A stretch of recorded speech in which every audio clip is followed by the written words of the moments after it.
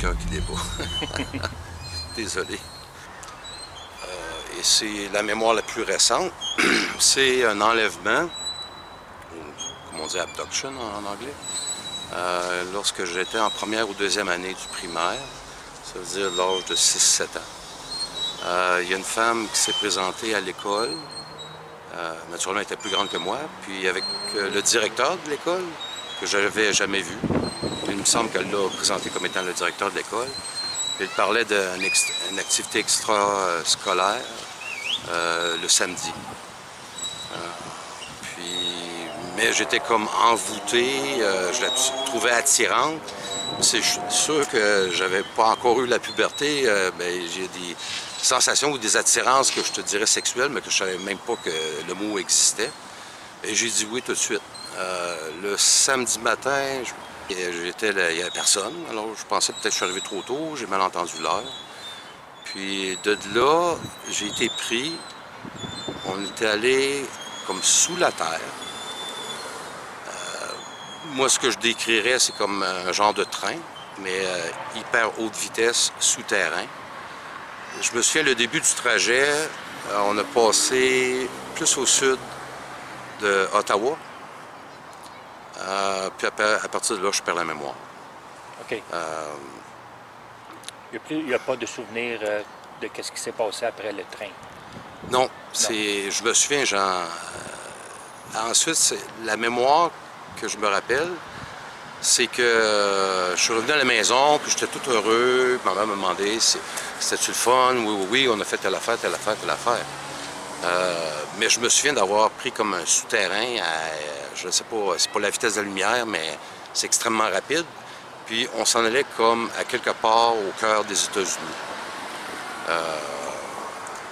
Ça, c'est en regardant une vidéo sur YouTube que je me suis rappelé de ça récemment. Et c'est cette dernière mémoire-là qui a fait, peut-être le puzzle, la piste du puzzle 1 jusqu'à telle affaire. Là, j'ai réussi à tracer une ligne de tous les événements. Est-ce que tu as eu, pendant cet événement-là, est-ce que tu étais conscient du temps que ça a duré? Avant que tu as pris le train, puis après, quand tu es revenu chez toi, est-ce qu'il y a eu... Ça a été la journée. Toute la journée, ça a pris? Est-ce que toi, tu t'es Oui, mais selon les heures d'école. OK. Je ne sais pas, au primaire, si on finit à 3 heures, OK. ou 3 heures et quart. Là, OK. Mais dans le milieu de l'après-midi, à l'heure normale. Parce que quand il y avait des activités parascolaires, habituellement, ils essaient de respecter les heures scolaires. Okay. Vous n'avez rien remarqué, pas d'être, pas de rien dans le tunnel, aucun souvenir? J'étais pas seul, cependant. Okay. Ça, je peux pas voir de visage, mais je vois comme dans ma mémoire, comme dans l'espèce de train, là, oui. Je vois d'autres personnes. Des personnes. Mais on était peut-être 5-6. Des personnes de votre âge? Ouais, je te dirais, peut-être jusqu'à 2 ans plus vieux. Il y a, à votre demande, j'ai essayé de mettre des âges, puis j'ai essayé de me rappeler comment j'étais, mettons, si j'étais anxieux. J'ai marché la nuit, à un moment donné, après une... Cut! OK. Vous demanderiez s'il y a une journée typique dans la vie d'un MILAB. Vos parents vous déposent à l'école, comme n'importe quel autre jour, sauf ce jour-là, on vous écarte et on vous dit que vous allez partir en excursion, que vous êtes dans une classe d'éducation spéciale ou une classe d'apprentissage accéléré, que vous êtes spécial. On vous sort du campus pour aller, vous savez, regarder les dinosaures. Et là, on vous prend, on vous met dans une camionnette. Généralement, la personne qui conduit est un militaire, parfois en uniforme, et nous conduisait alors pendant un peu plus d'1 heure jusqu'à la base aérienne de Carswell. Nous nous garions à l'intérieur de ce hangar qui était plein de véhicules. Nous allions vers le fond, où il y avait un ascenseur. Et l'ascenseur descendait assez loin. Et lorsque nous sortions, nous étions sous terre, dans un bunker de type ère de la guerre froide.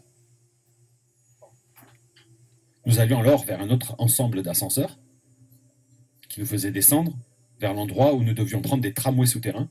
C'était des trains qui nous emmenaient à 750 km/h, vers n'importe où dans le monde. Quand on nous envoyait dans l'un de ces endroits, avec l'une de ces navettes, nous étions parfois en retard, parfois à cause du temps de déplacement. Nous avions seulement 45 minutes de formation, parfois 2 à 3 heures de formation, puis nous revenions, étions débriefés, on nous administrait un produit chimique en intraveineuse. On nous faisait nous asseoir devant un écran de cinéma, et pour en fait nous hypnotiser, et nous remplir la mémoire du contenu de l'écran. Nous allions dans un musée pour admirer les dinosaures. On nous remettait ensuite dans le même fourgon. On nous ramenait à l'école. On nous déposait. Et comme nos parents étaient venus nous chercher, nous leur disions tous que nous avions vu des dinosaures. Quand tu es venu chez toi, ta mère elle se demandait qu'est-ce qui s'est passé, si tu aimé Là, j'avais aventure à comme l'école. ce puis- que j'appellerais une mémoire qui a été implantée. J'ai conté une histoire typique qu'on a joué toute la journée, puis c'était super fun. Ensuite, en grosso modo, c'est ça. Je me trouve à quelque part, il y a une montagne, une falaise, mais c'est un mur de roc. C'est un mur de roc, mais assez bien, là, pas tout croche, puis pas tout de travers, puis pas tout ondulé non plus. On dirait même un peu que c'est comme un peu façonné style rock, mais pour moi, c'est du rock. Puis là, je touche à ce mur de roc, puis je me dis, ah, c'est du roc. Mais là, ma main, elle passe à travers. C'est pas dur, c'est juste en apparence, dur. Mais ma main passe à travers. Puis là, j'ai eu peur. J'ai retiré ma main, puis on m'a dit, télépathiquement, avance ton bras. Ah, continue. Avance-les. Continue, recule pas. Vas-y. Là, j'ai fait ce qu'on m'a dit, j'ai rentré, j'ai passé à travers, mon corps a traversé, puis là, ça a fait un bruit énorme dans ma tête, ça a fait une friction énorme. Et puis, je passais à travers, et de l'autre côté, il y avait un couloir. Un beau couloir, illuminé, mais pas de fixture. Il y avait de la lumière, mais pas de fixture. Et puis, c'était beau, c'était propre, le plancher n'était pas plat, il était comme un peu ondulé. Mais c'était comme ça ressemblait à du sable, mais tout compressé, dur, là. Puis c'était un peu humide, il faisait pas chaud là-dedans. Et puis j'avançais dans le couloir. Mais je me suis aperçue que mes pieds, ils flottaient au-dessus de cet endroit-là. Et mon corps, il flottait. J'avançais. J'étais attirée vers le bout, au fond du couloir. Puis tourner à droite. Je savais qu'il fallait que je tourne à droite. Et à droite, il est sorti un homme en face de moi qui m'a empêché d'avancer. Il m'a vraiment empêché d'avancer. Il était comment cet homme-là? C'était un blond comme... Non, il avait les cheveux noirs, le teint terne, pas lumineux du tout. Il tenait une arme dans ses mains qui pointait vers le sol. Cette arme-là, elle était belle. Elle était ultra... Pour moi, je dois dire futuriste, Ouais. comme dans les films de science-fiction. Mais il n'y en a pas eu dans les films de science-fiction encore comme ça. C'est un beau métal, mais le mouvement, le mécanisme de cette arme-là, c'était dans un boîtier en vitre, de chaque côté de l'arme. Et puis, il n'a jamais pointé l'arme sur moi. Il l'a laissé pointer vers le sol, puis il m'a dit, retourne d'où tu viens, tu n'as pas à voir ce qu'il y a plus loin. Tu n'as pas le droit d'être ici, tu n'as pas à voir ce qu'il y a ici. Et je suis reparti de reculons, et j'ai repassé dans ce mur de roc, et j'ai ressenti pour une deuxième fois la friction que ça fait sortir, et puis je me suis retrouvée dans mon lit gelé encore. Sur Terre, c'était Oui, pas c'est c'était pas une sur galaxie Terre. quelconque. Pour moi, c'est Ouais, sur Terre. ouais. C'est un endroit précis sur Terre. Et ça, vous avez pensé Mais à j'ai quoi? toujours cherché. Ce pan de mur de roc, là, partout où je passe, je regarde le roc. Si je retrouverais ce fameux pan de mur de roc, il y a de la... Si est réellement roc, mais c'est douteux parce que c'est un peu trop beau, c'est un peu trop parfait. Un peu trop parfait. Donc ils m'ont utilisé, j'ai bossé pour des entités à calmer des abductés avant qu'ils rentrent en salle.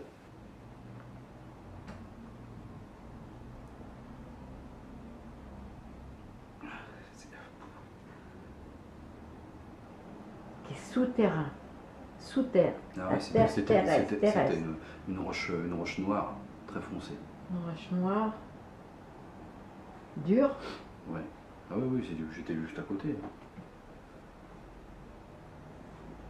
Au sol, c'était comment? Pareil ou... Non, c'était lisse. Je sais pas ce que c'était, mais c'était lisse. Et par contre, moi, j'étais sur une chaise. Ah oui. Ouais. Une pauvre chaise en bois, un truc comme ça. Et, ça faisait quoi, comme la même hauteur qu'un plafond de maison normale, Ouais. 2 mètres 40, quoi. Ouais, Enfin, je 2 dis ça, mètres 40, ouais. Largeur. ça devait faire 2 mètres de large. Et au bout, là, une porte une taille normale, 90. Là, Alors au bout, il y avait une porte. J'essaye, hein, parce que... ouais. Enfin, voilà. une entrée, parce qu'il n'y avait pas de porte. Oui, C'était, oui, une entrée. Oui. une entrée. Il n'y avait même pas de porte à bâton, rien, c'était une entrée. Il y avait une entrée. Les gens, ils arrivaient par là. Ils arrivaient par là. Et tout de suite après, Ils arrivaient comment? en lévitation. Droit. Debout. Debout. Ouais. Avec Ok. les yeux exorbités, la bouche grande ouverte, on voyait bien qu'ils essayaient d'hurler, quoi. Il n'y a pas un son. Couloir, j'avançais dans le couloir. Mais je me suis aperçue que mes pieds ils flottaient au-dessus de cet endroit-là. Et mon corps, il flottait. J'avançais. J'étais attirée vers le bout. Celui dont je me souviens particulièrement, c'est juste avant que... moi, je faisais ça comme une routine, comme si c'était à la chaîne. Donc ça durait longtemps. Et juste avant que ma bique sorte, c'était un homme avec une petite barbe, là, comme ça, une barbe naissante. Il avait des lunettes. Ouais. Il les avait encore sur les yeux.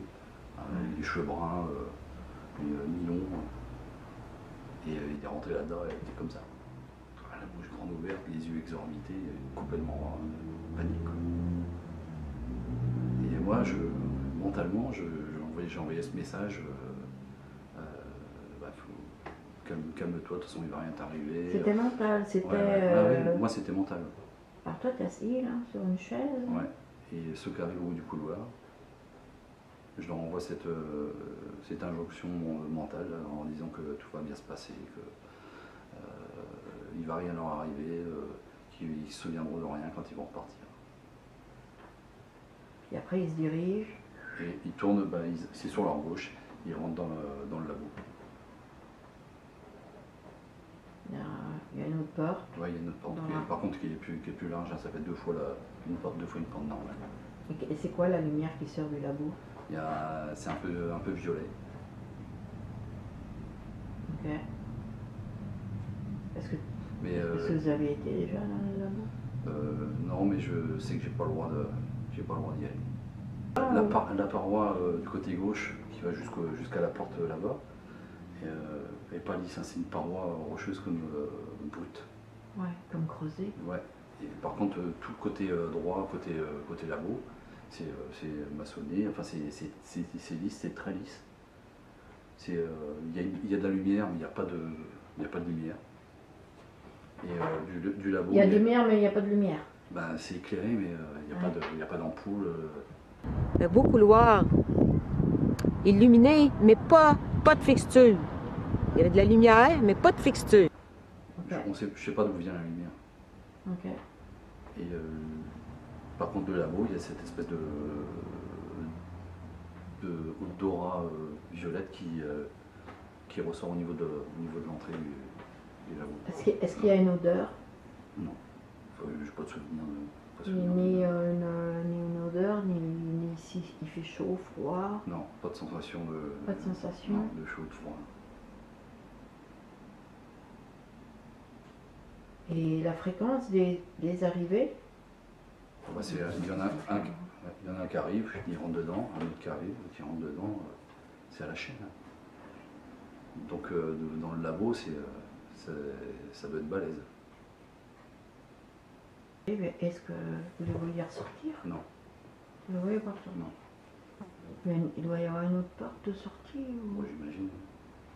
Est-ce que, ouais, je sais pas, dans l'inconscience, quelque chose dit dit que ça se passe dans le secteur en Bretagne, ou que ça se Non, passe c'est- ailleurs, ou que ça se passe... Aucune idée.